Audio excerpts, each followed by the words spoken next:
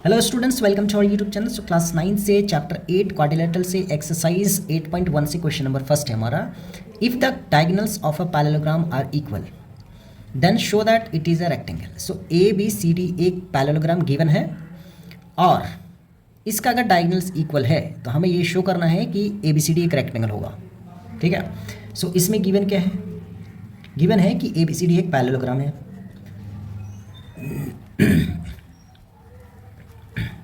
ABCD is a parallelogram और in which AC equal to BD हमें given है, यानी diagonals AC equal to BD हमें given है। हमें ये शो करना है, हमें क्या शो करना है? तो टू प्रूफ हमें ये शो करना है कि ABCD is a rectangle. ABCD is a rectangle.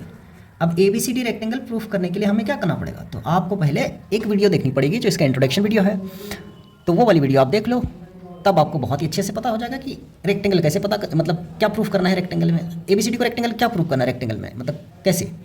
सो अगर मैं इसका चारों एंगल्स 90 डिग्री शो कर दूं, इसका मतलब ABCD एक रेक्टेंगल है।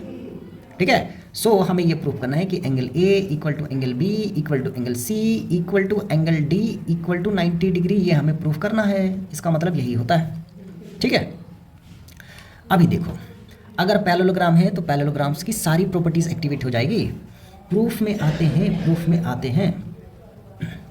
देखो, अभी हमें क्या करना पड़ेगा कि अगर मैं क्या लेने वाला हूँ कि मैं दो ट्रायंगल लेने वाला हूँ और दो ट्रायंगल को कॉन्ग्रुएंट करूँगा। अभी आप बोलोगे सर क्यों करोगे? ठीक है, तो उसका रीज़न ये है कि हमें सारे एंगल्स इक्वल दिखाना है। और अगर मैं ABCD अगर एक पैरेललोग्राम है तो मैं इसका ऑपोजिट एंगल्स क्या होता है? इक्वल्स होता है। तो ये चीज़ें आपको पता होनी चाहिए।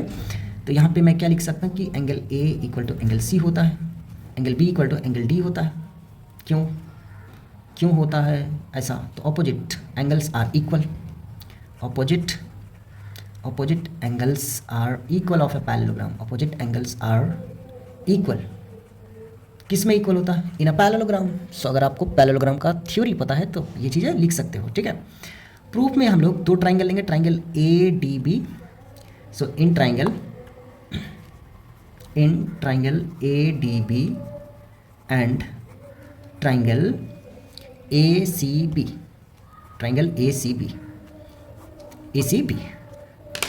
अभी आप बोलोगे कि सर ये दोनों ट्राइंगल आपने क्यों लिया? तो देखो, हमें एंगल A को एंगल B से कैसे भी करके प्रूफ कर देना है, तो हमारा काम हो जाएगा। क्यों? कि angle A equal to angle C already है, angle B equal to angle D already है। तो अगर मैं इस दोनों को इक्वल प्रूफ कर देता हूँ तो हम लोग 90-90 शो कर लेंगे। ठीक है। दो एंगल का सम कितना ही होता है? दो एंगल्स का सम कितना होगा? एक पैरेलल, एक अगर स्ट्रेट लाइन में होगा तो 180 डिग्री, तो 90-90 ही होगा दोनों एंगल अगर इक्वल हो जाएगा तो।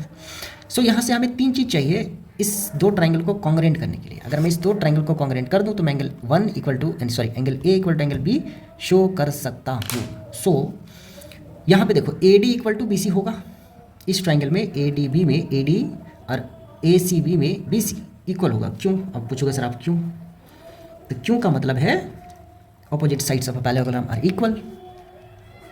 क्या लिखेंगे? Opposite sides of a parallelogram are equal.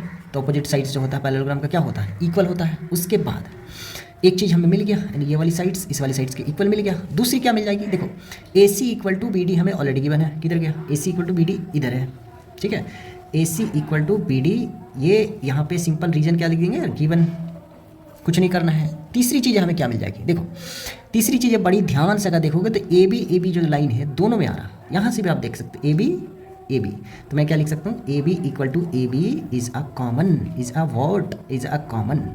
ठीक है। तो तीनों चीज़ें हमें मिल गई। अब हम लोग क्या लिख सकते हैं? So triangle ADB will be congruent to triangle ACB। जब ADB ट्राइंगल ACB के कॉन्ग्रुएंट होगा तो मैं क्या लिख सकता हूँ कि angle A equal to angle B। तो मैं क्या लिख सकता हूँ? That is angle A equal to angle B। कैसे? By CPCT। एक हमारे पास टोनिक है, not tonic, it's a tonic. ठीक है। तो that is why it is called corresponding parts of congruent triangles. हर जगह काम आता है, जो बच्चों के लिए बहुत ही फायदेमंद होता है। ठीक है। So angle A equal to angle B हो गया।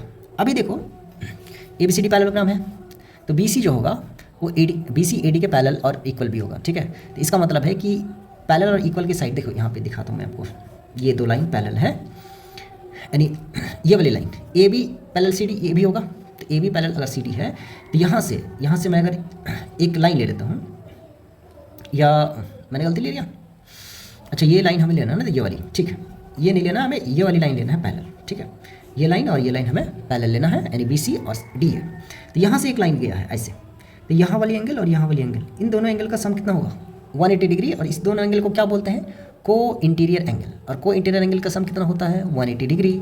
सो मैं यहाँ पे क्या लिख सकता हूँ कि angle A plus angle B, angle A plus angle B का जो वैल्यू होगा 180 डिग्री होगा। क्यों होगा, तो रीजन में लिख देंगे co interior angle, co interior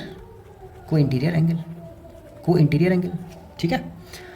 और angle A plus angle B का जो वैल्यू है 180 हो गया। अब और angle A equal to angle B है, तो मैं यहाँ पे इसको इम्प्लाइज करके मैं इसको हटा सकता हूँ, दोनों में से कोई एक एलिमिनेट कर लेंगे। तो angle A plus angle A, यानी बी के जगह पे भी क्या कर लिया हमने, एक कर लिया पुट, तो 180 डिग्री, और इसको इधर ही पकड़ के ख़त्म कर देते हैं। So twice of angle A equal to कितना हो जाएगा 180 degree, implies angle A equal to कितना हो जाएगा 90 डिग्री, 2 इससे डिवाइड होगा तो कितना होगा 90 डिग्री। अब एंगल ए का वैल्यू एक जगह पे 90 आ गया, तो एंगल बी का वैल्यू क्या हो जाएगा 90, और बी इक्वल है सी के। देखो यहाँ पे सारे एंगल्स इक्वल्स हैं, क्यों, opposite angles of a parallelogram are equal. So मैं यहाँ पे क्या लिख सकता हूँ, मैं लिख सकता हूँ कि angle A equal to angle B है, B equal to angle C है, और C equal to angle D है। इसका मतलब है सारे एंगल्स क्या आ गया 90 degree. This implies A B C D is a rectangle, A B C D is a rectangle. तो अब मैं क्या बोल सकता हूँ कि ए बी सी डी एक रेक्टेंगल है, और यही हो गया प्रूव्ड हमारा, ठीक है। सो आई होप कि आपको ये समझ में आया है, और मिलते हैं फिर नेक्स्ट वीडियो में, तब तक के लिए बाय।